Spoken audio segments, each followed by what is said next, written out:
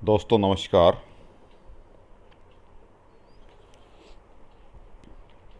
इस लेक्चर में हम भारतीय अर्थव्यवस्था का विकास जो कक्षा 12 की किताब है उसका चैप्टर इकोनॉमिक रिफॉर्म्स सिंस 1991, जिसको शॉर्ट में एलपीजी पॉलिसी कहते हैं, उसके बारे में पढ़ेंगे। इसी टॉपिक का हम एक लेक्चर कंप्लीट कर चुके हैं। पिछले लेक्चर में हमने बात करी थी कि अर्थव्यवस्था हमारी दयनीय स्थिति में आ गई 1991 तक आते आते। उसके दयनीय स्थिति में आने के कारण पड़े थे सार्वजनिक क्षेत्रों का खराब प्रदर्शन, भुगतान संतुलन में घाटा, स्फीति दबाव, विदेशी विनिमय कोषों में कमी, ऋणों का भारी बोझ, अकुशल प्रबंधन। ये सारे हमने कारण पड़े थे जिनके कारण हमारी अर्थव्यवस्था की स्थिति खराब हुई 1991 में। इसके बाद हमने दो संस्थाओं के बारे में बात करी थी। एक संस्था थी IBRD, जिसको वर्ल्ड बैंक बोलते हैं, दूसरी संस्था IMF। इसके बाद हमने बात करी नई आर्थिक नीति के बारे में। नई आर्थिक नीति जो जुलाई 1991 में लागू की गई, जिसकी घोषणा जुलाई 1991 में की गई। इसके दो उपाय पड़े थे, स्थायित्वकारी उपाय, संरचनात्मक उपाय। इसके बाद हमने उदारीकरण की बात करी थी कि उदारीकरण का क्या अर्थ है, उदारीकरण के क्या उद्देश्य हैं, इन दोनों उद्देश्यों के बारे में बात करी थी। इसके बाद उदारीकरण में क्या क्या आर्थिक सुधार किए गए, इसके बारे में बात करी। जैसे पहला आर्थिक सुधार औद्योगिक क्षेत्र में सुधार की बात थी। औद्योगिक क्षेत्र में सुधार के साथ फिर हमने वित्तीय क्षेत्रों में सुधार की बात भी की थी। इसके साथ साथ हमने कर सुधार की बात करी थी, विदेशी विनिमय सुधार की बात करी थी, अवमूल्यन के बारे में समझा था कि अवमूल्यन क्या होता है, अवमूल्यन होने से आयात क्यों कम हो जाते हैं और निर्यात क्यों बढ़ जाते हैं। तो इस तरह से हमने उदारीकरण के बारे में, व्यापार और विदेश नीति का सुधार भी पढ़ा था। इस तरह से हमने कह सकते हैं उदारीकरण के बारे में सारी बातें पढ़ी थी। अब ये इसी चैप्टर का नेक्स्ट लेक्चर हम आज शुरू कर रहे हैं। वो लेक्चर है निजीकरण। क्योंकि एलपीजी लिबरलाइजेशन की बात हो गई, अब बात शुरू होगी प्राइवेटाइजेशन, निजीकरण की। निजीकरण का अर्थ क्या है, सबसे पहले हम निजीकरण के अर्थ की बात करेंगे। निजीकरण से अभिप्राय सार्वजनिक क्षेत्र के उद्यमों के स्वामित्व, प्रबंधन और नियंत्रण को निजी क्षेत्र के उद्यमों को हस्तांतरित करने से था। हमने 1956 की आर्थिक नीति की बात करी थी इससे पहले वाले चैप्टर में। उस चैप्टर में हमने पिछले लेक्चर में भी बात करी थी कि लगभग 4 दशक तक 1950 से 1990 तक हमारी अर्थव्यवस्था की कमान सार्वजनिक क्षेत्र के पास थी। निजी क्षेत्र केवल सहायक की भूमिका में था। लेकिन 4 दशकों में का अनुभव ये रहा कि सार्वजनिक क्षेत्र के कारण भारत की सार्वजनिक क्षेत्र की भूमिका, अग्रणीय भूमिका के कारण भारत की आर्थिक स्थिति खराब हो गई। तो जिसके कारण ये चेंजेज हुए। तो निजीकरण के अंतर्गत सार्वजनिक क्षेत्र के उद्यमों का स्वामित्व, स्वामित्व मीन्स मालिकाना हक, ओनरशिप, प्रबंधन मैनेजमेंट, नियंत्रण कंट्रोल को निजी क्षेत्र, प्राइवेट सेक्टर के उद्यमों को स्थानांतरित करने से था। अर्थात जो हमारे सार्वजनिक क्षेत्र के उद्यम थे उनको निजी क्षेत्रों को सौंपने का अर्थ है कि उनका स्वामित्व या प्रबंधन या नियंत्रण या तीनों ही चीज़ें किसको दे दें, हम प्राइवेट सेक्टर को दे दें। अर्थात देश की अब चेंज क्या हो गया, 1956 की पॉलिसी से नई पॉलिसी में क्या चेंज आया, देश की आर्थिक गतिविधियों में निजी क्षेत्र पहले से अधिक बड़ी भूमिका निभाएगा और सार्वजनिक क्षेत्र की भूमिका गौण हो जाएगी। अब ये निजीकरण कैसे कैसे किया गया? निजीकरण दो प्रकार से किया गया। सार्वजनिक क्षेत्र की कंपनियों के स्वामित्व और प्रबंधन को सरकार से निजीकरण क्षेत्र में स्थानांतरित करना, के अर्थात जो सरकारी कंपनियां थी उन कंपनियों का स्वामित्व और प्रबंधन दोनों को निजी क्षेत्र को दे दिया जाए। सार्वजनिक क्षेत्र के उद्यमों के समतांश पत्र, इक्विटी, कॉमन समझने के लिए आप कह सकते हैं शेयर वाली बात है, कि उनके शेयरों को जनता को बेचकर सार्वजनिक क्षेत्र के उद्यमों का निजीकरण करना, अर्थात जनता की हिस्सेदारी या निजी क्षेत्र की हिस्सेदारी सार्वजनिक क्षेत्र में बढ़ा देना, इस प्रक्रिया को हम कहते हैं विनिवेश। बेटा ये विनिवेश वाली टर्म थोड़ी सी और गहराई से समझ लो। विनिवेश, डिसइन्वेस्टमेंट। इन्वेस्टमेंट क्या होता है? इन्वेस्टमेंट का अर्थ है कि हम किसी चीज़ में पैसा लगा दें। सरकार ने कोई कंपनी लगाई, कोई उद्यम लगाया, कोई उद्योग स्थापित किया, उसके लिए सरकार उसमें निवेश करती है, इन्वेस्ट करती है पैसे का। और विनिवेश, वी लगते ही बात हो गई उल्टी, उसका विपरीत, निवेश करने के बजाय पैसा निकाल ले, इन्वेस्ट करने के बजाय वहाँ से पैसा वापस ले ले। Dish means opposite of investment. तो सरकार पैसा कैसे निकालेगी?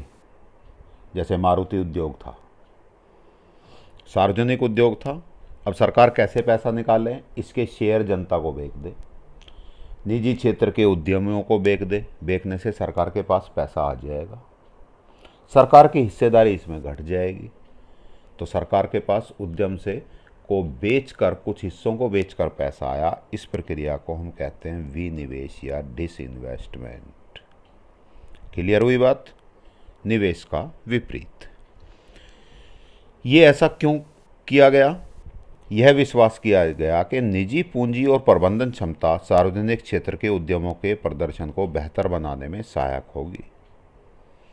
कि निजी पूंजी लगेगी, निजी उद्यमों की व्यक्तिगत पूंजी लगेगी, उनका मैनेजमेंट रहेगा, कंपनी को वो संभालेंगे, तो वो सार्वजनिक क्षेत्र के उद्यमों में बेहतर प्रदर्शन बनाएंगे, अर्थात पहले की अपेक्षा कंपनियां बेहतर तरीके से काम करेंगी। प्रत्यक्ष विदेशी निवेश में वृद्धि होगी। एफडीआई, फॉरेन डायरेक्ट इन्वेस्टमेंट, प्रत्यक्ष विदेशी निवेश।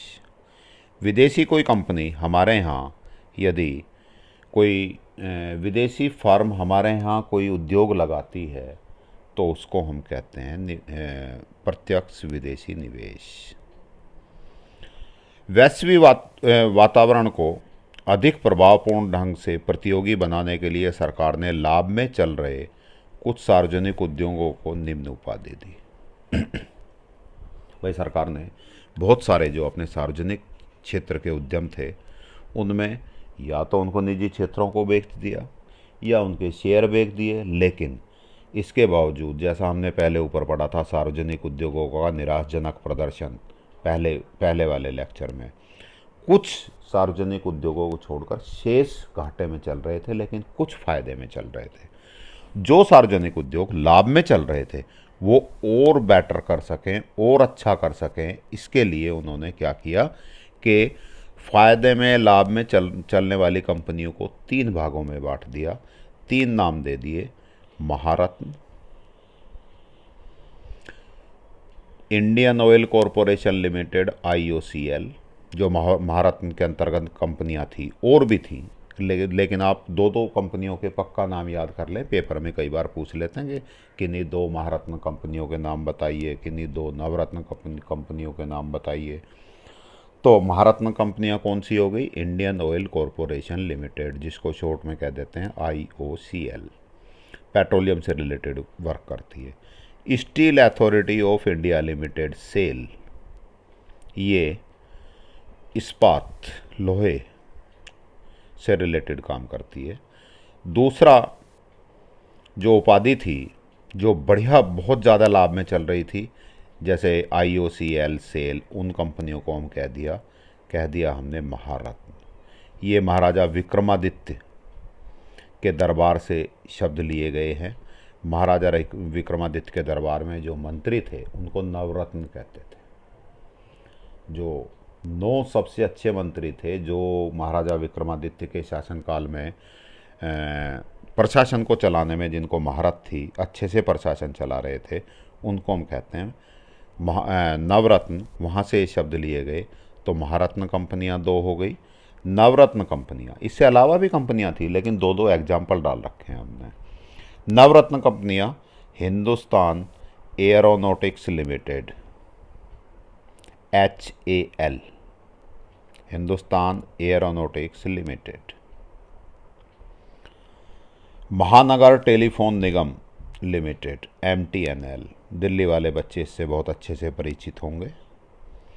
MTNL जो टेलीफोनिक सुविधाएं देते हैं हमें। तीसरी कैटेगरी, तीसरी उपाधि थी लघु रत्न की। लघु रत्न सरकार भारत संचार निगम लिमिटेड, BSNL। जैसे दिल्ली में MTNL है, पूरे देश में BSNL है। ये भी टेलीफोन से रिलेटेड कंपनी है।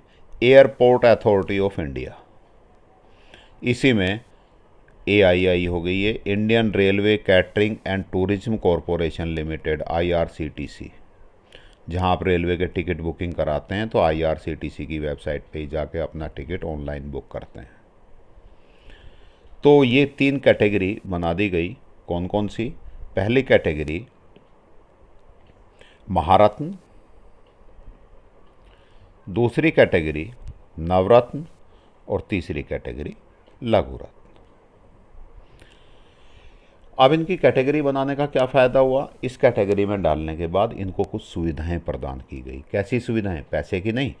इन्हें विभिन्न निर्णय, इन कंपनियों को विभिन्न निर्णयों को लेने, प्रभावपूर्ण ढंग से कंपनी चलाने में और उसके लाभ बढ़ाने के लिए पहले से अधिक प्रबंधकीय और संचालन स्वायत्तता प्रदान की गई। ऑटोनोमस कर दी गई ये कंपनियां, बहुत अधिकार दे दिए गए कि GM जो हैं या कंपनी का जो बड़ा अधिकारी है वो अपने लेवल पे भी, हर बार सरकार से पूछने की ज़रूरत नहीं है कि अपने लेवल पे भी निर्णय ले सके लाभ बढ़ाने के लिए, कंपनी को प्रभावपूर्ण ढंग से चलाने के लिए अपने स्तर पर वो तुरंत निर्णय ले सकें। इससे महारत्न, नवरत्न और लघु रत्न कंपनियों का प्रदर्शन पहले से बेहतर हुआ। तो ये बात हुई निजीकरण की, अर्थात बहुत सारी सार्वजनिक कंपनियों को निजी हाथों में सौंप दिया गया। किस किस दृष्टि से? या तो उनका स्वामित्व बदल दिया गया, या उनका प्रबंधन बदल दिया गया, या नियंत्रण बदल दिया गया, या तीनों ही चीज़ें चेंज कर दी गई। किसको दे दी गई? निजी क्षेत्र को। अब इस निजीकरण के कारण क्या क्या हमें फ़ायदे हुए, क्या लाभ हुए, क्या हानि हुई? कुछ इकोनॉमिस्ट कहते हैं कि निजीकरण से हमें फ़ायदा हुआ, कुछ इकोनॉमिस्ट कहते हैं निजीकरण का हमें नुकसान हुआ। तो निजीकरण के पक्ष में तर्क, अर्थात निजीकरण के लाभ या निजीकरण करने से क्या फ़ायदे हुए, तो करना चाहिए था, इसके पक्ष में तर्क क्या क्या है? बजटीय घाटे में कमी, अर्थात जो हमारा बजट था, हमने पहले पढ़ा था कि सार्वजनिक कंपनियां, सार्वजनिक क्षेत्र की कंपनियां तेजी से पीछे हानि में चल रही थी। हानि में चलने के कारण वो कंपनियां आप कह सकते हैं कि उनके कारण उस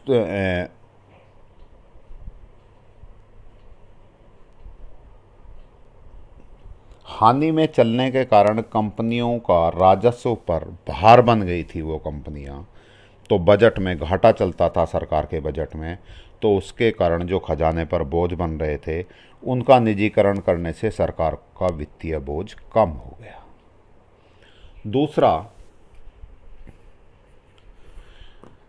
प्रतियोगी वातावरण तैयार करना। प्रतियोगी वातावरण के बारे में पहले हमारी बात हो चुकी।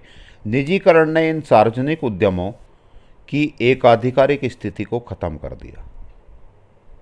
कैसे ख़त्म किया?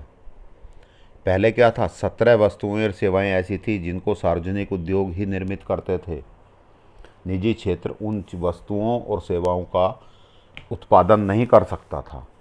तो उसमें चाहे वो घटिया क्वालिटी की वस्तुएं हैं चाहे अच्छी क्वालिटी की वस्तुएं हैं, हमें किससे खरीदनी होंगी? सार्वजनिक क्षेत्र के उद्यमों से ही।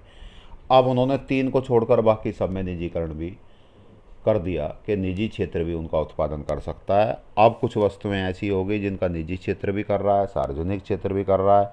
अब दोनों में कंपटीशन हो गया। ग्राहक कौन सी चीज़ खरीदेगा? जो सस्ती होगी, गुणवत्तापूर्वक होगी, अच्छी क्वालिटी की होगी। तो उनका एकाधिकार खत्म हो गया और साथ में प्रतियोगी स्थिति वातावरण बन गया, जिससे इन उद्यमों की प्रतियोगी शक्ति और क्षमता को बढ़ाने में सहायता मिली। अब इन्हें अपनी क्वालिटी सुधारनी ही पड़ेगी। बेहतर प्रबंधकीय क्षमता, निजी क्षेत्र में प्रबंधन क्षमता निश्चित रूप से बेहतर होती है। निजीकरण के कारण इन उद्यमों को अनावश्यक राजनीतिक दबाव, हस्तक्षेप का सामना नहीं करना पड़ा। नेताओं के दबाव, नेताओं के टेलीफोन, प्रेशर, उनके कंपनी चलाने में हस्तक्षेप, ये सब बंद हो गए निजीकरण के कारण, जिससे इनकी प्रबंधन क्षमता में सुधार हुआ। शीघ्र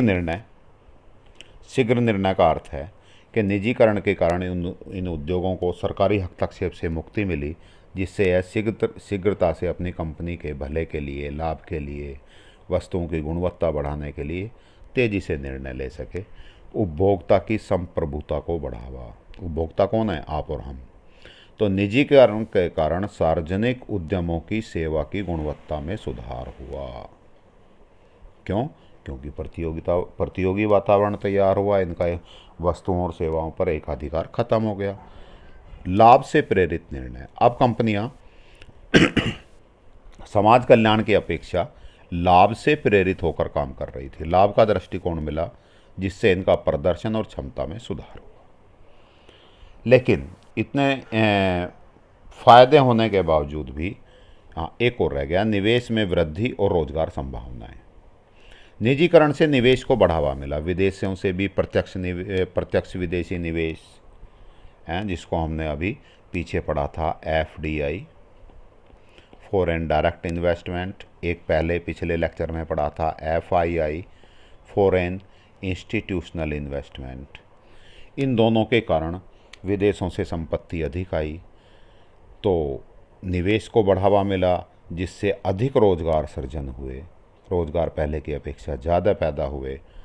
इनके बावजूद भी निजीकरण के विपक्ष में कुछ तर्क हैं। कुछ इकोनॉमिस्ट आज भी ये सोचते हैं कि निजीकरण करना बहुत अच्छा नहीं रहा, इसके नुकसान होंगे। तो उन्होंने क्या क्या बातें करी? पहली बात, समाज कल्याण की उपेक्षा। कि निजीकरण के कारण उद्यम लाभ प्रेरित उद्देश्य से काम करने लगे, जिससे समाज कल्याण की गारंटी खत्म हो गई। लोगों के भले की बात ध्यान में न रख के उनका उद्देश्य क्या हो गया? ज़्यादा से ज़्यादा लाभ कमाना। एक तरफा आर्थिक विकास। लाभ यदि लाभप्रद हम दृष्टिकोण रखेंगे तो कौन सी वस्तुएं और सेवाओं का उत्पादन करेंगे जिससे हमें ज़्यादा से ज़्यादा लाभ हो? और लाभ कौन सी वस्तुओं से होता है? जो लग्जरी वस्तुएं होती हैं, जो अमीरों के काम आती हैं। गरीबों की वस्तुओं पर लाभ अपेक्षाकृत कम होता है। तो विकास किन चीज़ों का हुआ? जो लाभप्रद क्षेत्र थे। अतः आधारभूत उद्योगों, आधारिक संरचनाओं के विकास पर विपरीत प्रभाव पड़ा। तीसरा विपक्ष में तर्क है या निजीकरण के कारण हानि है, आर्थिक शक्ति का केंद्रीकरण। निजीकरण के कारण निजी मालिकों द्वारा शोषण किया जा सकता है। इससे मजदूरों के आर्थिक हितों पर प्रभाव पड़ता है, और प्रभाव भी कैसा? विपरीत प्रभाव पड़ता है। बेरोजगारी के स्तर में वृद्धि। कैसे? निजीकरण के कारण हमेशा छंटनी का और बेरोजगारी का डर बना रहता है। क्यों? क्योंकि निजी क्षेत्र में हमेशा नई टेक्नोलॉजी लेते हैं, और नई टेक्नोलॉजी में ज़्यादातर काम किससे होगा? मशीनों से। तो मज़दूरों की संख्या हो सकता है कल को कम ज़रूरत पड़े, तो वो हमेशा उनकी छंटनी का मतलब है अपने रोज़गार से बाहर निकालने में कोई देर नहीं करते, हिचकते नहीं हैं। तो बेरोजगारी का डर बना रहता है। तो इस प्रकार यह नीति गरीबी और बेरोजगारी में बढ़ोतरी कर सकती है। तीसरा पॉइंट जो हम एलपीजी पढ़ रहे थे, लिबरलाइजेशन, उदारीकरण हमने पढ़ लिया, प्राइवेटाइजेशन, निजीकरण हमने पढ़ लिया। अब बात करेंगे ग्लोबलाइजेशन, वैश्वीकरण। वैश्वीकरण से अभिप्राय राष्ट्रीय अर्थव्यवस्था को अंतर्राष्ट्रीय व्यापार और पूंजी के आवागमन पर प्रतिबंधों को हटाकर विश्व अर्थव्यवस्था से जोड़ने से है। अर्थात हमारे अपने देश की अर्थव्यवस्था को विश्व अर्थव्यवस्था के साथ एकीकरण से है, जिसका उद्देश्य दुनिया को पहले से अधिक परस्पर निर्भर और एकीकृत दुनिया के रूप में बदलना है। और हम संक्षेप में बात करें तो वैश्वीकरण का उद्देश्य आर्थिक दृष्टि से एक सीमा रहित विश्व का निर्माण करना है। अर्थात जो वस्तुएं और सेवाएं हमारे यहाँ कम लागत में उत्पादन हो सकती हैं, उन वस्तुओं और सेवाओं को हम विश्व में दूसरे देशों में आसानी से भेज दें। जो वहाँ से सस्ती पड़ रही हैं उनको आसानी से हम ले लें। अर्थात एक ग्लोबल विलेज की अवधारणा, वैश्विक गांव की अवधारणा पैदा की गई। जैसे गांव में लोग लेते देते हैं वस्तुओं को, ऐसे पूरी दुनिया एक गांव के रूप में हो जाए और हम बिल्कुल भी अपना देश, स्वदेशी, विदेशी इन चीज़ों के बारे में ना सोचें। जो चीज़ अच्छी है, सस्ती लग रही है, गुणवत्तापूर्ण लग रही है, बाहर से ले लें। जो वस्तुएं हमारी सस्ती और गुणवत्तापूर्ण है उनको दूसरे देशों को दे दें। अब वैश्वीकरण करने के लिए सरकार ने क्या क्या किया? कुछ उद्योगों में 51% तक सीधे विदेशी निवेश की अनुमति दे दी गई। 51% विदेशी निवेश की अनुमति देने का अर्थ मैंने पहले भी बताया था कि 50% से अधिक शेयर यदि आपके पास हैं तो उस कंपनी का स्वामित्व, प्रबंधकीय स्वामित्व, मालिक, उसका मैनेजमेंट आपके हाथ में होता है। तो यदि विदेशी कोई किसी कंपनी में 51% तक निवेश कर देता है तो अब उस व्यक्ति, जो विदेशी व्यक्ति है, वो उस कंपनी का प्रबंधन करेगा। तो एक तरह से विदेशी लोगों को कंपनी का प्रबंधकीय क्षमता देने वाली बात है। भारतीय रुपए का जुलाई 1991 में 20% अवमूल्यन किया गया। इससे पिछले लेक्चर में हमने डिटेल में ये चीज़ें पढ़ ली थी, जिससे निर्यातों में तेजी आई और आयात कम हुई थी बात बेटा। ये जब मुद्रा का, घरेलू मुद्रा का अवमूल्यन होगा तो निर्यात बढ़ेंगे और आयात कम हो जाएंगे। क्यों हो जाएंगे? पिछले चैप्टर में मैंने आपको समझाया भी था, इसी के पिछले लेक्चर में डिटेल में। और फिर भी समझ नहीं आया तो प्लीज़ आप कमेंट्स में डाल दीजिएगा, मैं दूसरा कोई लेक्चर दोबारा से डाल दूँगा। हाँ, कमेंट्स की बात याद आई। आप ये वीडियो देखते समय, ये लेक्चर यूट्यूब पे देखते समय कमेंट्स के सेक्शन में अपने कमेंट्स डालें, जिससे भविष्य में ये लेक्चर और ज़्यादा इफ़ेक्टिव हो सकें, आपको ज़्यादा अच्छे से पढ़ाया जा सके। तो इस लेक्चर में, इस वीडियो में क्या कमियां रही, क्या अच्छाइयाँ रही, कौन सी चीज़ आपको अच्छी लगी, कौन सी चीज़ आपको ठीक से समझ नहीं आई, ठीक से एक्सप्लेन नहीं हो पाई, कौन सी चीज़ में टाइम मुझे और थोड़ा सा ज़्यादा देना चाहिए था, कौन सी चीज़ में टाइम आवश्यकता से अधिक दे दिया, या आपको जो चीज़ अच्छी लगी या जो चीज़ इसमें सुधार करने लायक है, अपने सजेशंस और सारी चीज़ें आप डिटेल में लिखें, तो इससे आगे वाले लेक्चर्स में सुधार करने की गुंजाइश बनी रहेगी। तो हम बात कर रहे थे वैश्वीकरण के कारण अर्थव्यवस्था में क्या क्या परिवर्तन हुआ। पहला परिवर्तन हमने पढ़ा कि 51% तक सीधे विदेशी निवेश की अनुमति दे दी गई। दूसरा, अवमूल्यन 20% अवमूल्यन किया गया 91 में भारतीय मुद्रा रुपए का, जिससे आयात कम हुए, निर्यात बढ़े। इस प्रकार विदेशी पूंजी भंडार हमारा बढ़ गया। विदेशी तकनीकी विशेषज्ञों को मंगाने और देश में विकसित तकनीकी को विदेश में भेजने में कोई अनुमति की आवश्यकता नहीं रही। अब आप बाहर से कोई टेक्नोलॉजी मंगवा लो या हमारे देश की कोई टेक्नोलॉजी विदेश में भेज दो, अब सरकार से किसी तरह की कोई अनुमति लेने की आवश्यकता नहीं रही। सरकार ने सीमा शुल्क काफ़ी हद तक सुधार कर दिए। निर्यात शुल्क तो समाप्ति कर दिए और आयात शुल्क भी काफ़ी हद तक कम कर दिए और उनकी जटिलता भी कम कर दी।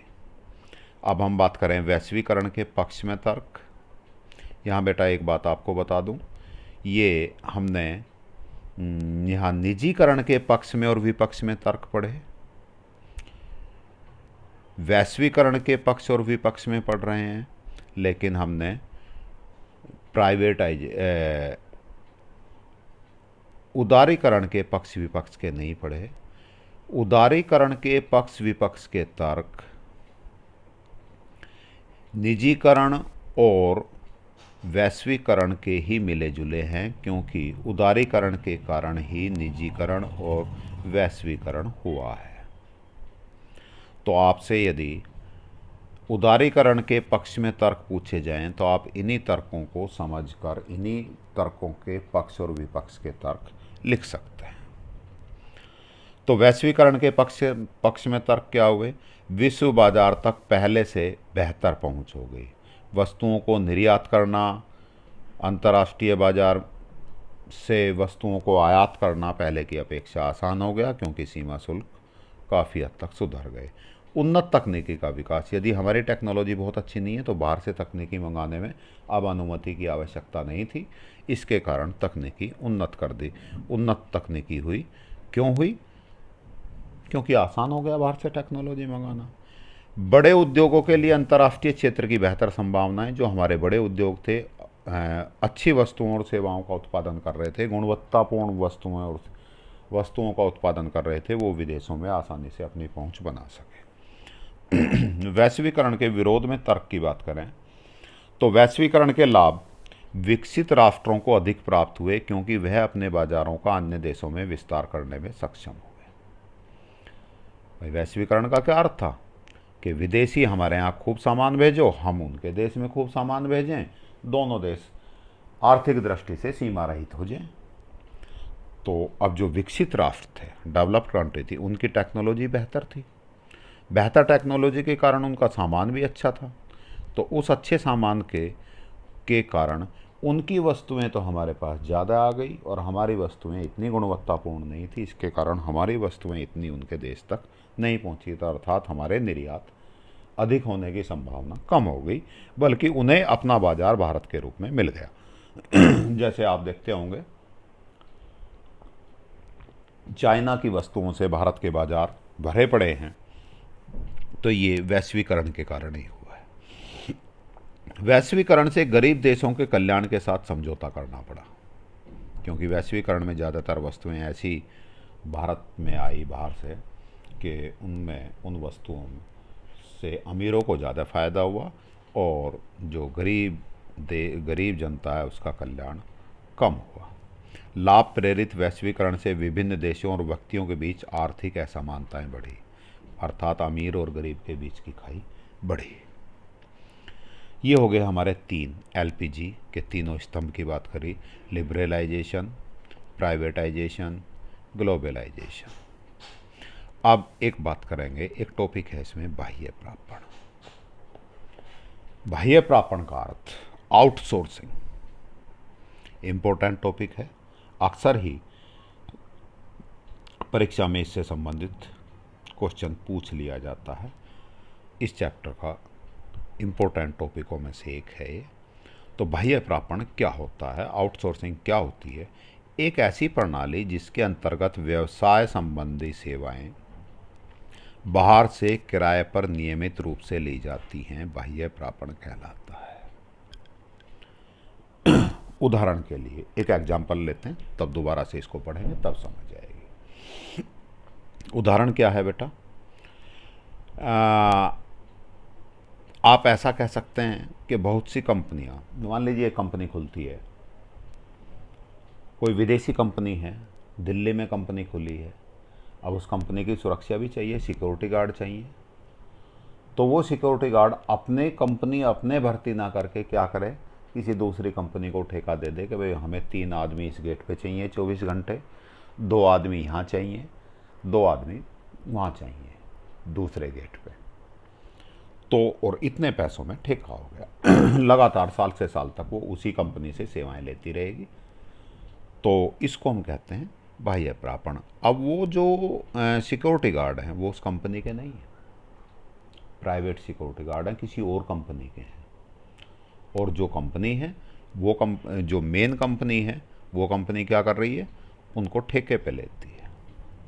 तो ऐसी बहुत सी कंपनियां सुरक्षा सेवाओं को ठेके के आधार पर बाहरी एजेंसी से बाह्य प्रापण करने लगी हैं। बड़ी कंपनियां अपने लिए कानूनी सलाह, कंप्यूटर सेवा, विज्ञापन, सुरक्षा सेवा आदि दूसरी कंपनियों एजेंसियों से नियमित सेवाएं लेती हैं। एक एग्जांपल और देखते हैं। आपने कॉल सेंटर का नाम सुना है? ये कॉल सेंटर क्या करते हैं भाई, इनके बारे में थोड़ी सी जानकारी करना। बहुत लोगों को जॉब मिलती है कॉल सेंटर। हमारे यहाँ रोजगार का एक बहुत बढ़िया साधन है।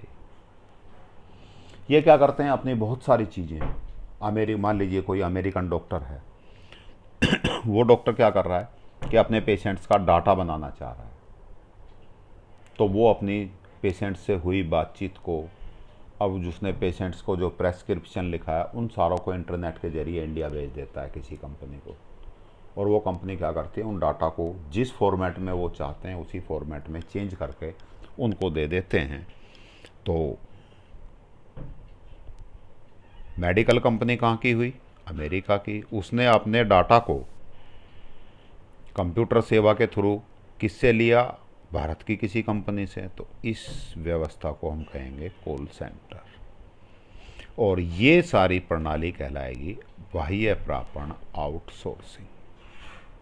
क्लियर हो गई बात? तो ऐसी प्रणाली जिसके अंतर्गत व्यवसाय संबंधी सेवाएं बाहर से किराए पर नियमित रूप से ली जाती हैं, बाह्य प्रापण कहलाती। एक एग्जांपल और समझ लीजिए। मान लीजिए सैमसंग कंपनी है, साउथ कोरिया की कंपनी है, इंडिया में लगी हुई है, तो एमएनसी हो गई, मल्टीनेशनल कंपनी हो गई। अब ये साउथ कोरिया की कंपनी भारतीय नियमों के अनुसार चलेगी। अब भारत के कानून के अनुसार इन्हें कितना टैक्स देना चाहिए, क्या काम करना चाहिए, इसके लिए इनके पास टैक्स आदि के लिए सीए होने चाहिए। लेकिन सैमसंग कंपनी इंजीनियर्स की भर्ती करती है, औरों की भर्ती करती है, सीए नहीं भर्ती करती।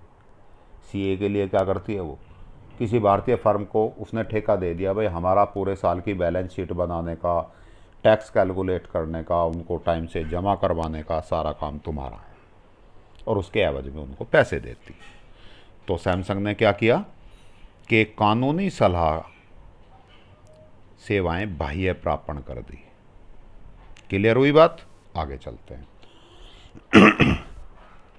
भारत बाह्य प्रापण हेतु अधिकांश बहुराष्ट्रीय कंपनियों का एक पसंदीदा स्थान बन गया। कंपनी काम कर रही है अमेरिका में, फ्रांस में, रशिया में, और अपनी सेवाओं के लिए काम कहाँ से ले रही है, भारतीय कंपनियों से। तो बाह्य प्रापण हेतु अधिकांश एमएनसीज का ये एक पसंदीदा स्थान बन गया। क्यों बन गया?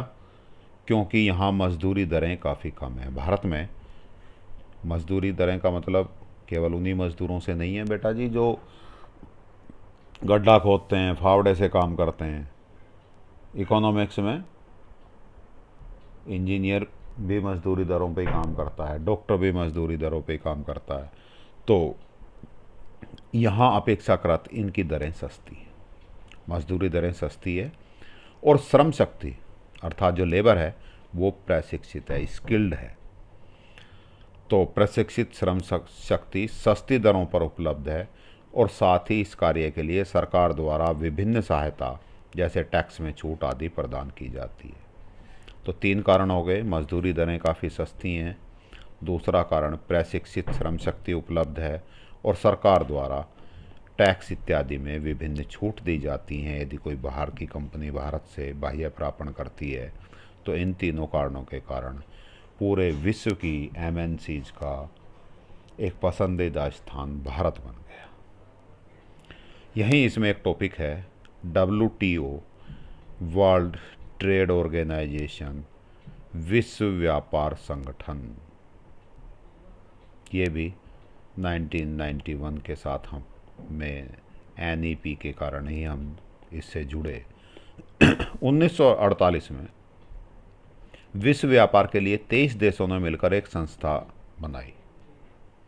उस संस्था का नाम रखा GATT, GATT, General Agreement of on Trade and Tariff, जो अंतर्राष्ट्रीय बाजार में बहुपक्षीय व्यापार समझौतों का प्रबंधन करने के लिए स्थापित की गई थी।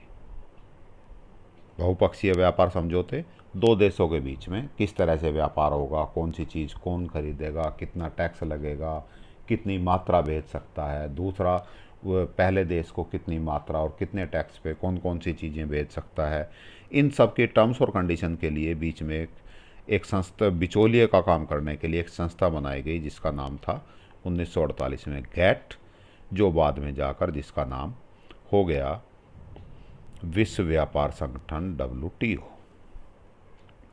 यह संस्था, कौन सी संस्था? गैट, आगे चलकर 1995 में WTO, वर्ल्ड ट्रेड ऑर्गेनाइजेशन, विश्व व्यापार संगठन की स्थापना के रूप में सामने आई। 1948 में इसमें कितने देश थे? केवल 23 देश, और 1995 में या अब तक इसके सदस्य देशों की संख्या बढ़कर 159, 159 हो गई। ये WTO क्या कार्य करता है?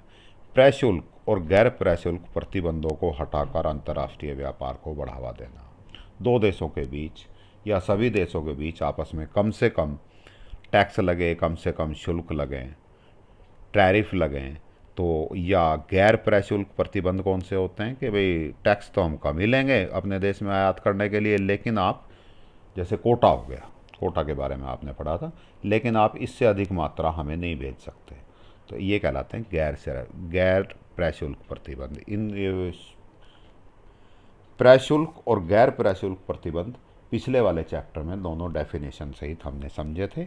यदि आपको अभी भी क्लियर नहीं है तो थोड़ा सा पिछले लेक्चर आप देखिएगा, चैप्टर 2 वाले, उसमें आपको मिल जाएगा। नियम पर आधारित व्यापार शासन की स्थापना करना, मीन्स दो देशों के बीच में ठीक से व्यापार चलता रहे उसके लिए कुछ नियमों की स्थापना करना, जिससे राष्ट्र व्यापार अपनी मर्जी से प्रतिबंध नहीं लगा सकते थे। सेवाओं के उत्पादन और व्यापार को बढ़ावा देना, क्लियर है। विश्व के संसाधनों का अनुकूलतम उपयोग सुनिश्चित करना, अधिक से अधिक उपयोग हो, अनुकूल हो, इट मीन्स उचित हो। पर्यावरण को संरक्षण करना कि एनवायरनमेंट कम से कम खराब हो, सुरक्षित रहे, इसके प्रयास करना, ये सारे कार्य हो गए WTO के। अब बात करें LPG नीतियों की समीक्षा।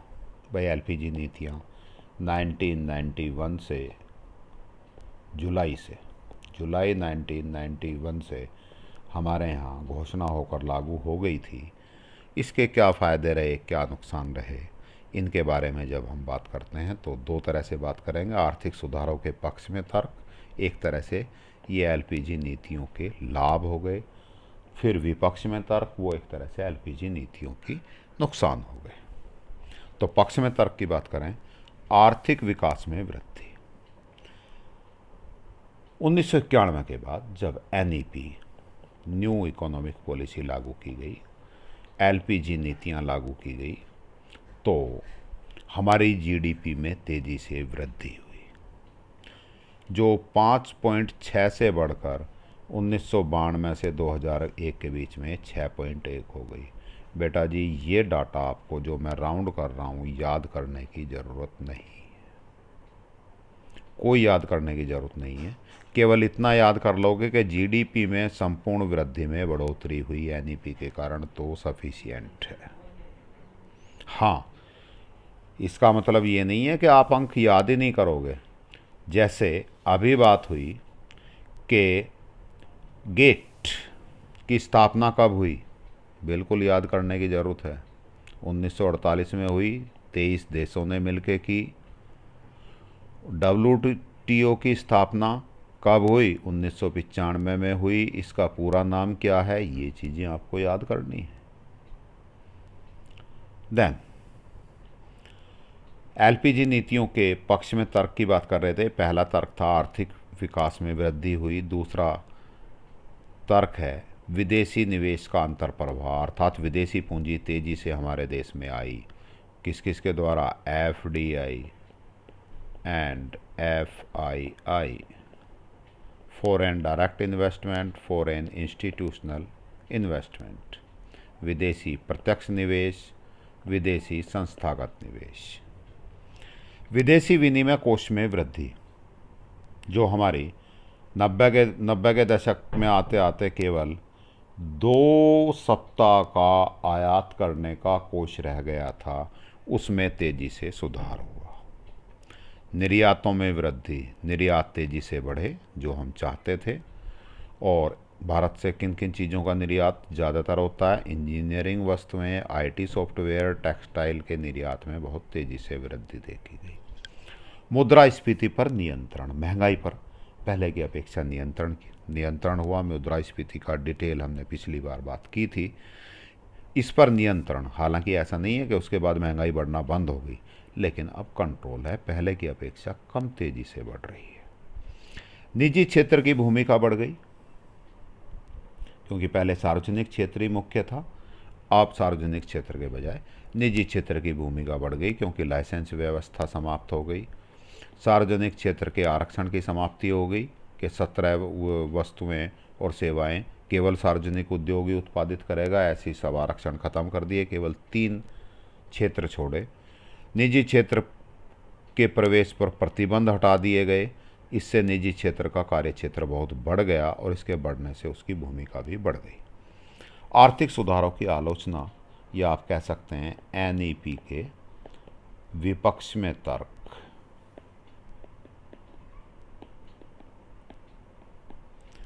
यद्यपि आर्थिक सुधारों के कारण GDP में वृद्धि हुई, परंतु यह वृद्धि देश में पर्याप्त रोजगार अवसरों को सृजित करने में विफल रही। ये माना जाता है GDP बढ़ रही है तो वस्तुओं और सेवाओं का उत्पादन बढ़ रहा है, और वस्तुओं और सेवाओं का उत्पादन बढ़ रहा है तो निश्चित रूप से उन वस्तुओं और सेवाओं के उत्पादन को बढ़ाने के लिए रोजगार भी बढ़ेगा। लेकिन GDP में जितनी वृद्धि हुई उसके अनुपात में रोजगार में वृद्धि नहीं हुई, क्योंकि नई टेक्नोलॉजी आने से मशीनों से काम होने लगा, और तो वस्तुओं और सेवाओं का उत्पादन तो बढ़ा, लेकिन रोजगार में उतनी वृद्धि नहीं हो पाई। नई आर्थिक नीति ने उद्योग, व्यापार, सेवा क्षेत्रों की तुलना में कृषि की उपेक्षा की। उपेक्षा मीन्स इसको इग्नोर कर दिया। सारा ध्यान सरकार का नई आर्थिक नीति के कारण किस पे चला गया? व्यापार पे, उद्योग पे, फैक्ट्रियों पे, सेवा क्षेत्र पे। कृषि कहीं पीछे छूट गई। कृषि क्षेत्र में सार्वजनिक निवेश, जो सरकार को निवेश करना चाहिए था कृषि की उपज बढ़ाने के लिए, जैसे आधारिक संरचना में सिंचाई की व्यवस्था, गांव तक सड़क जाने की व्यवस्था, जिससे वह जो खेत में उत्पादित वस्तुएं उनको आसानी से बाज़ार में लाकर बेचा जा सके, बाज़ार से संपर्क, बिजली आदि में बहुत कम निवेश हुआ।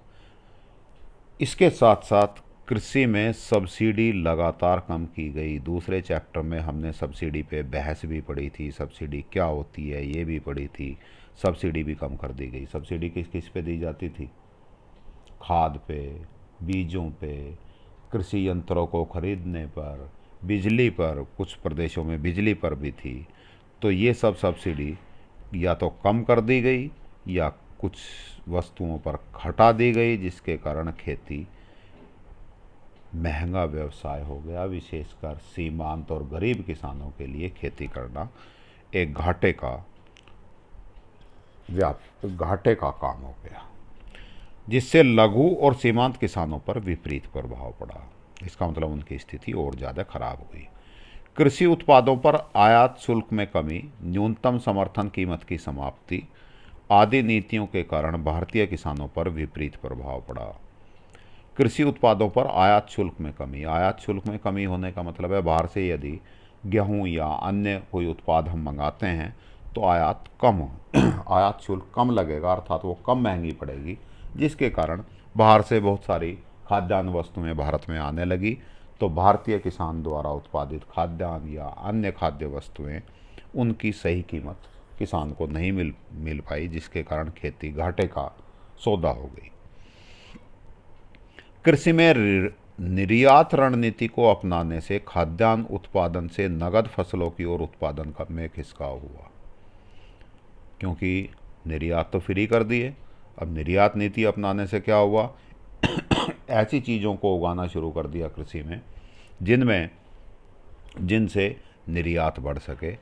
तो वो चीज़ें खाद्यान्न वस्तुएं नहीं थी, अन्य चीज़ें थी, पटसन वगैरह, तो जिसके कारण खाद्यान्न वस्तुओं से नगद फसलों की ओर खिसकाव हुआ और खाद्यान्न वस्तुओं की कीमतों में वृद्धि हो गई, जिससे गरीब आदमी को, सामान्य आदमी को के कल्याण पर विपरीत प्रभाव पड़ा। औद्योगिक विकास का प्रभाव आर्थिक सुधारों के कारण विकसित राष्ट्रों से वस्तुओं और पूंजी का अधिक प्रवाह भारत में हुआ। इसके परिणाम स्वरूप घरेलू उद्योगों की हानि हुई, स्पेशली कुटीर उद्योग, घरेलू उद्योग। चाइना से लड़ी आती है, बिजली की लड़ी आती है। आप तो देखते हो, आप हर त्यौहार पे सारा सामान चाइना का ही है। सजावट का कोई सामान खरीद लो चाइना का। इससे पहले जैसे बिजली की लड़ी लगाते हैं हम दीपावली पे, आपको लगता है जब चाइना से माल नहीं आता था 1991 से पहले, तब भी तो लड़ी लगती होंगी? तब विदेशी घरेलू उद्योगों में या छोटे उद्योगों में वो लड़ियाँ बनती थी, लेकिन ना तो उनकी गुणवत्ता अच्छी थी न, और वो महंगी भी थी। जब चाइना की लड़ी आई तो वो उनको ख़रीदना लोगों ने बंद कर दिया, तो धीरे धीरे ऐसे उद्योग बंद हो गए, तो ऐसे घरेलू उद्योगों को हानि हुई।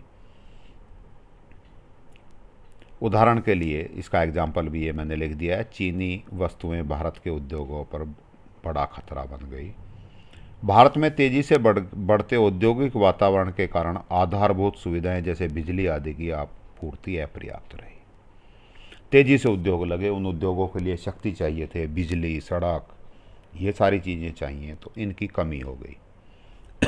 गैर प्रभावपूर्ण विनिवेश नीति, विनिवेश अभी समझा था हमने। सार्वजनिक क्षेत्र, इसको आप मोटे तौर से एक समझना चाहो तो परिभाषा तो उसमें से याद कर लेना। एक कॉमन सेंस ये बन जाना चाहिए कि सरकारी उद्यमों को निजी उद्यमों के लिए बेच देना। तो सार्वजनिक क्षेत्र के उद्यमों की परिसंपत्तियों को कम आकलन करके निजी क्षेत्रों को बेच दिया गया। कम आकलन का मतलब सस्ती दरों पे बेच दिया, जिससे सरकार को क्या होगा, नुकसान होगा। भाई 15 रुपये की चीज़ हम 5 रुपये में बेच दें तो सरकार ने क्या किया, उसकी वो थी कितने की, 15 रुपये की, बेच दी 5 रुपये में ही। तो निजी क्षेत्र को तो बहुत फ़ायदा हुआ, सरकार को नुकसान हुआ। इससे प्राप्त धनराशि का और जो उस कंपनी से पैसा मिला भी, उसको कहाँ इस्तेमाल कर लिया, राजस्व की क्षतिपूर्ति के लिए, जिससे सरकार की परिसंपत्तियां लगातार धीरे धीरे कम होती गई। कभी कोई फैक्ट्री बिक गई, कभी कोई उद्योग बिक गया, कभी किसी के शेयर बिक गए। तो सरकार, आप कह सकते हैं सरकार धीरे धीरे गरीब होती गई और निजी क्षेत्र अमीर होता गया। गैर प्रभावपूर्ण कर नीति, करों की कमी ने, हमने ऊपर पढ़ा कि करों में कमी कर दी गई। करों की कमी ने सीमा शुल्क द्वारा राजस्व बढ़ने की संभावना को कम कर दिया। जब कर कम हो गए तो सरकार की आय भी घट गई। विदेशी निवेश को आकर्षित करने के लिए विदेशी निवेशकों को प्रदान किए गए कर प्रोत्साहनों ने कर राजस्व बढ़ाने की संभावना को और कम कर दिया। फिर विदेशी निवेश भारत में आता रहे, विदेशी उद्योगपति भारत में पैसा लगाते रहे। इसके लिए सरकार ने क्या किया कि भाई तुम्हारे कर फ्री कर देंगे, जिससे और भी राजस्व आय कम हो गई। उपभोक्तावाद का प्रसार, क्योंकि उसके बाद जन कल्याण की बात खत्म हो गई। एनईपी में सारे उद्योग, चाहे वो सार्वजनिक रहे चाहे वो निजी उद्योग हो गए, अधिकांश तो निजी हो ही गए, जो सार्वजनिक हो गए वो भी लाभ प्रेरित हो गए। और लाभ प्रेरित, अधिक लाभ किस में होता है, जो विलासिता की वस्तुएं होती हैं उनसे लाभ ज़्यादा मिलता है। तो इससे क्या हुआ कि सारी कंपनियों ने विलासिता की वस्तुओं के उत्पादन को प्रोत्साहन दिया। इससे उपभोक्तावाद की खतरनाक प्रवृत्ति बढ़ रही है। असंतुलित विकास, विकास सेवा क्षेत्र के कुछ चुने हुए क्षेत्रों तक ही सीमित हुआ, जैसे दूरसंचार, सूचना प्रौद्योगिकी, मनोरंजन, टूरिज्म, यात्रा मीन्स टूरिज्म आदि। यह महत्वपूर्ण क्षेत्रों जैसे कृषि, उद्योग, जो देश के अधिकांश व्यक्तियों को रोजगार प्रदान करते हैं, उनके लिए प्रभावी नहीं रहा। इसी चैप्टर में हम कुछ महत्वपूर्ण परिभाषाओं की बात करते हैं। द्विपक्षीय व्यापार, दो देशों के बीच होने वाला व्यापार द्विपक्षीय व्यापार कहलाता है। इजी परिभाषा है, एक बार में समझ आ गई होगी। बहुपक्षीय मीन्स दो से अधिक देशों के बीच होने वाला व्यापार। प्रशुल्क अवरोध, आयातों पर लगाए जाने वाले प्रतिबंध जो उन्हें अपेक्षाकृत महंगा बना देते हैं और घरेलू उत्पादन को संरक्षण देते हैं, प्रशुल्क अवरोध कहलाते हैं। ये 1956 की आर्थिक नीति में लगाए गए थे, जो 1991 की नई आर्थिक नीति में या तो कम कर दिए गए या हटा दिए गए। तो भारत ने ये प्रशुल्क अवरोध क्यों लगाए थे कि घरेलू उत्पाद को संरक्षण मिले, या दूसरे शब्दों में कह सकते हैं आयात प्रतिस्थापन नीति अपनाने के कारण के आयातों पर ऐसे प्रतिबंध लगा दिए, इतने शुल्क लगा दिए कि वो वस्तुएं अपेक्षाकृत महंगी हो गई, जिससे वो भारत के लोग उसे ना खरीदें या कम आयात करें। तो इसके कारण ये अवरोध लगाए गए।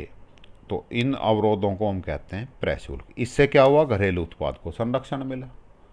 अब घरेलू उत्पाद को संरक्षण मिलने से क्या हुआ कि हमारे आयात प्रतिस्थापन नीति तेजी से बढ़ी। गैर प्रशुल्क अवरोध, ये भी आयात प्रतिस्थापन नीति का ही हिस्सा था। आयातों और निर्यातों की मात्रा पर लगाए जाने वाले अवरोध गैर प्रशुल्क अवरोध, जैसे कोटा, कि एक निश्चित कोटा फिक्स कर दिया, इससे ज़्यादा घड़ियां एक वर्ष में भारत में विदेश से नहीं मंगाई जा सकती, कि भाई आप एक साल में 1000 से ज़्यादा घड़ियां विदेशों से नहीं मंगाएंगे, या 2000 से ज़्यादा ट्रांजिस्टर रेडियो टीवी आप नहीं मंगाएंगे। ये कहलाते हैं गैर, मतलब उस पर शुल्क नहीं बढ़ाया, लेकिन क्या किया, उसकी कोटा फिक्स कर दिया। जब इससे ज़्यादा आएंगे ही नहीं तो फिर बिकेंगे कहाँ से। ये कहलाते हैं गैर प्रशुल्क अवरोध। बेटा जी, इसी चैप्टर में दो चीज़ें और सीबीएसई ने इंक्लूड की हैं, जो शायद आपको किताबों में ना मिलें, लेकिन हमारे सिलेबस में है। इनसे रिलेटेड इस साल भी, इस साल का अर्थ है मार्च 2020 में पेपर में क्वेश्चन आया है। अगले साल 2021 में भी क्वेश्चन पक्का आएगा। तो आपको ये दो चीज़ें ज़रूर पढ़नी है, आपकी किताब में भले ही हों या ना हो। एक है वस्तु एवं सेवा कर, GST, goods and services tax, और एक है विमुद्रीकरण, डीमोनेटाइजेशन। तो पहले हम बात करते हैं, एक जनरल आइडिया लेते हैं। वस्तु एवं सेवा कर। अप्रत्यक्ष कर प्रणाली को एकीकृत व सरल बनाने के लिए भारतीय संसद द्वारा वस्तु व सेवा कर अधिनियम 2016, जिसको जीएसटी 2016 कानून को पारित किया गया। यह कानून 1 जुलाई 2017 से लागू हुआ, अर्थात जीएसटी हमारे देश में किस डेट से लागू हुई, 1 जुलाई 2017 से। इसके द्वारा सरकार को अतिरिक्त आय प्राप्त होने की, कर वंचना, कर की चोरी कम होने की तथा एक राष्ट्र एक टैक्स एक बाजार का निर्माण होने की आशा है। इसे स्वतंत्रता के पश्चात सबसे बड़ा आर्थिक सुधार बताया जाता है। इससे केंद्र व विभिन्न राज्यों सरकारों द्वारा विभिन्न दरों पर लगाए जा रहे विभिन्न करों को हटाकर पूरे देश में एक ही अप्रत्यक्ष कर प्रणाली लागू की गई। बेटा जी, अप्रत्यक्ष कर का आइडिया है तुम्हें, क्या होता है? अप्रत्यक्ष कर वो कर होते हैं जो सरकार द्वारा जिस व्यक्ति, फर्म या संस्था पर लगाए जाते हैं, वो खुद उनको वहन ना करके किसी दूसरे पर टाल दे। फॉर एग्जाम्पल, एक टीवी के उत्पादन पर मान लीजिए 10% टैक्स लगता है। टीवी का उत्पादन कौन कर रहा है भाई? कोई टीवी फर्म कर रही है, कोई टीवी कंपनी कर रही है। मान लीजिए एलजी टीवी का उत्पादन कर रही है। उसने उस टीवी का उत्पादन करके उसकी कीमत रखी 20,000, 10% उस पर टैक्स सरकार को देना है, तो वो टैक्स देना किसे चाहिए? कंपनी को। देती भी कंपनी है, लेकिन कंपनी क्या करती है? उस टीवी को 20,000 के बजाय हमें कितने में दे देगी? 22,000 में। अर्थात वो 2,000 रुपये जो टैक्स बनता है वो हमसे लिया कंपनी ने और सरकार को जमा करा दिया। सरकार ने टैक्स लगाया था एलजी कंपनी पे, लेकिन उस कंपनी ने उस टैक्स को 2,000 के टैक्स के भार को हम उपभोक्ता पर टाल दिया। तो जेब से किसकी से गया? उपभोक्ता की जेब से। इस तरह के कर कहलाते हैं अप्रत्यक्ष कर। तो भारत में को एकीकृत साझा बाजार बनाने में मदद मिलेगी। 1 जुलाई 2000 से पहले भारत में लगभग 17 अलग अलग तरह के कर थे, जिन सबको एक जगह जोड़कर एक नया नाम दे दिया गया, जीएसटी। जबकि जीएसटी लागू होने के बाद एक ही तरह का कर दिया गया। इसके लागू होते ही कौन कौन से कर थे? Excise duty, service tax, VAT, मनोरंजन कर, लग्जरी कर, चुंगी, सेंट्रल सीएसटी, राज्य स्तर का sales tax, entry tax, lottery tax, stamp duty, telecom licence, turnover tax, बिजली के इस्तेमाल या बिक्री पर लगाए जाने वाले टैक्स, सामान के ट्रांसपोर्ट पर लगने वाले टैक्स आदि अनेक कर खत्म हो गए। ये आपसे एक क्वेश्चन पूछ लिया जाता है कि जीएसटी में समाहित होने वाले कोई 2 करों का नाम बताइए, तो आप बेटा 2 या 3 कर इसमें से याद कर लेना कि कौन से आपको इजी लग रहे हैं, आसानी से याद हो जाएंगे। जैसे वैट है, मुझे ऐसा लगता है वैट आपको ये आसानी से याद होगा। सर्विस टैक्स याद हो जाएगा, मनोरंजन कर याद हो जाएगा, एक्साइज ड्यूटी ये याद हो जाएगी। देन अब इस जीएसटी में सब सारी वस्तुओं पर एक जैसा कर नहीं लगाया। कितनी तरह की करों कर निर्धारण किया? 5, एक 0%। आवश्यक वस्तुएं जैसे दूध, लस्सी, दही, शहद, फल, सब्जी, आटा, बेसन, ताज़ा मीट, चिकन, मछली, अंडा, ब्रेड, प्रसाद, नमक, बिंदी, सिंदूर, स्टाम्प, इन चीज़ों पर 0% टैक्स लगाया। अर्थात कोई भी जीएसटी नहीं लगेगी।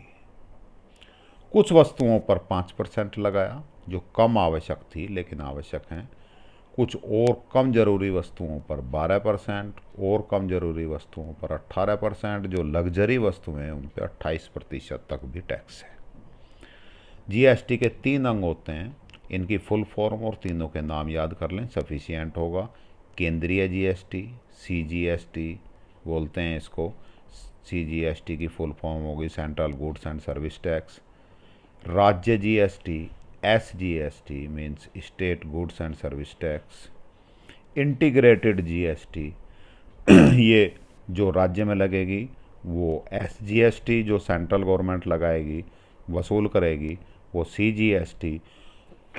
और यदि 2 राज्यों के बीच होने वाले कारोबार पर कोई टैक्स लग रहा है तो इन दोनों के बीच में बांट दिया जाएगा, उसको हम कहते हैं इंटीग्रेटेड जीएसटी, आईजीएसटी। इसके बाद दूसरा टॉपिक विमुद्रीकरण, डीमोनेटाइजेशन की बात करें। डीमोनेटाइजेशन का अर्थ है कि जब सरकार अपनी पुरानी मुद्रा को कानूनी तौर पर बंद कर देती है और नई मुद्रा लाने की घोषणा करती है, तो इसे विमुद्रीकरण कहते हैं। पुरानी मुद्रा कुछ नोट बंद कर दे, उनकी जगह नए नोट ले आए, हुआ था भारत में, आपको तो याद ही होगा।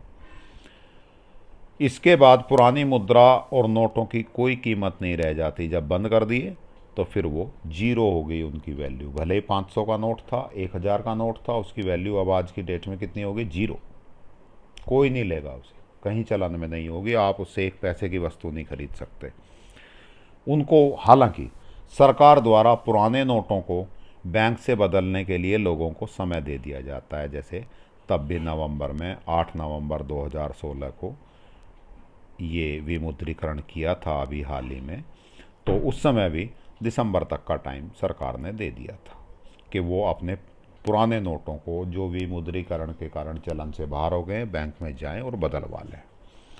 8 नवंबर 2016 को प्रधानमंत्री श्री नरेंद्र मोदी ने देश में 1000 और 500 रुपये के 2 तरह के नोटों को विमुद्रीकरण इनका कर दिया, इनको नोट बंद करने की घोषणा कर दी। इससे 500 और 2000 रुपये के नए नोट भी बाज़ार में लेकर आई। पुराने नोट बंद कर दिए और नए नोट कौन से लेके आई? 500 का एक, 1000 का नया नोट नहीं आया, उसके बजाय 2000 का नोट आ गया।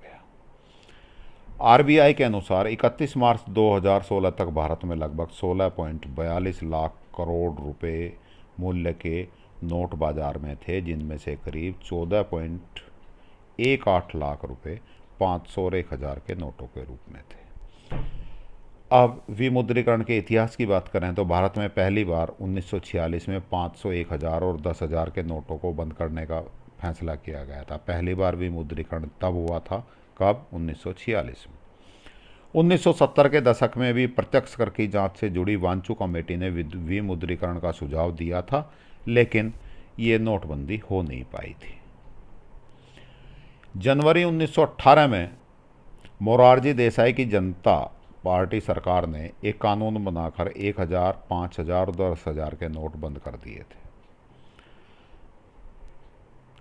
कई बार सरकार पुराने नोटों को बंद करने के बजाय धीरे धीरे बंद कर देती है, एक साथ नहीं कि भाई इतनी तारीख के बाद अमान्य होंगे, चलन में नहीं होंगे, ऐसा नहीं, धीरे धीरे बदलती रहती है और उन नोटों को बंद कर देती है।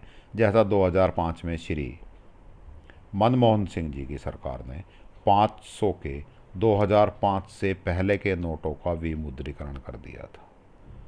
500 के ऐसे नोट जो 2005 से पहले छपे हुए थे, धीरे धीरे वो सब बाजार से बाहर कर दिए गए। विमुद्रीकरण क्यों किया जाता है? काला धन, भ्रष्टाचार, नकली नोट, आतंकवादी गतिविधियों पर अंकुश लगाने के लिए सरकारें विमुद्रीकरण का फैसला लेती हैं। अवैध गतिविधियों में संलग्न लोग जो 2 नंबर का काम करते हैं, ज़्यादातर अपने पास कैश रखते हैं, तो विमुद्रीकरण के कारण सीधे उन पर चोट लगती है। कई बार नगद लेन देन को हतोत्साहित करने के लिए भी नोटबंदी की जाती है। 1916 में जो नोटबंदी की थी, उसका एक उद्देश्य ये भी था। केंद्र की मोदी सरकार को भी उम्मीद थी कि नोटबंदी काले धन, नकली नोट, आतंकवाद पर अंकुश लगेगा। हालांकि इसके कुछ नुकसान भी हुए। नोटबंदी के चलते बैंकों में लंबी लाइनें लगी, तो आम आदमी को काफ़ी मुश्किलों का सामना करना पड़ा, कुछ लोगों की मृत्यु भी हो गई। केंद्र सरकार अपने इस फैसले से नगद लेन देन को भी हतोत्साहित करने की कोशिश कर रही है। विमुद्रीकरण के फ़ायदे क्या हुए? काला धन बाहर आ जाता है, आतंकवाद, नक्सलवाद हतोत्साहित करता है, सरकार को अधिक टैक्स प्राप्त होता है क्योंकि जो 2 नंबर का पैसा था वो 1 नंबर में आ जाता है। बैंकों में नकदी बढ़ जाती है, मकान या प्रॉपर्टी कह सकते हैं सस्ते हो जाते हैं। कुछ नुकसान भी होते हैं, देश में आपातकाल जैसी स्थिति लग जाती है, लोग नोट बदलवाने के लिए बैंकों में भीड़ लग जाती है और गरीब वर्ग अनेक समस्याओं से जूझना पड़ता है गरीब वर्ग को, क्योंकि वो उसके पास कैश ही होता है, रोज़ कमाता है, रोज़ खाता है, और ऐसे में नोट यदि चलन से बाहर हो जाए तो उसको बड़ी दिक्कत आती है। रियल सेक्टर इस पर, प्रॉपर्टी पर बहुत नकारात्मक प्रभाव पड़ता है, कीमतें घट जाती हैं, किसानों को नुकसान होता है, क्योंकि जब लोगों की जेब में पैसा नहीं होगा तो वो किसान से उत्पादित सब्जियां, दूध इत्यादि पहले की अपेक्षा कम खरीदेंगे। इस चैप्टर के महत्वपूर्ण कुछ प्रश्न हैं जो आपको करने चाहिए। आप अपनी कॉपी में इस चैप्टर को पढ़ के, अब आप क्या करेंगे, पहले ये वीडियो देखेंगे, दोनों वीडियो इस चैप्टर से रिलेटेड, उसके बाद एनसीईआरटी की बुक दोबारा से पढ़ेंगे, उसके बाद फिर ये महत्वपूर्ण प्रश्न जो हैं, जो परीक्षा की दृष्टि से इम्पोर्टेंट हैं, इनको आप सॉल्व करेंगे। तो यदि आपको कोई प्रॉब्लम है तो आप मुझे लिखें, मैं वो प्रॉब्लम इनसे संबंधित आपकी सॉल्व करूँगा, तब ये चैप्टर आप तैयार कर पाएंगे। इसमें मैंने क्वेश्चन विमुद्रीकरण से रिलेटेड भी डाल दिया है, जीएसटी से रिलेटेड भी डाल दिया है, और सारे क्वेश्चन ये जो 14 क्वेश्चन हैं इम्पोर्टेंट हैं, आप इनको करिएगा। थैंक यू, आपने मेरी बातें सुनी, समझी। उम्मीद है, आशा है आपने अच्छे से ये चीज़ें समझ आ गई होंगी। ये चैप्टर 3 आपका कंप्लीट हो गया। तो इसके लिए, सुनने के लिए, वीडियो देखने के लिए, लाइक, सब्सक्राइब करने के लिए धन्यवाद। Have a good day. Okay.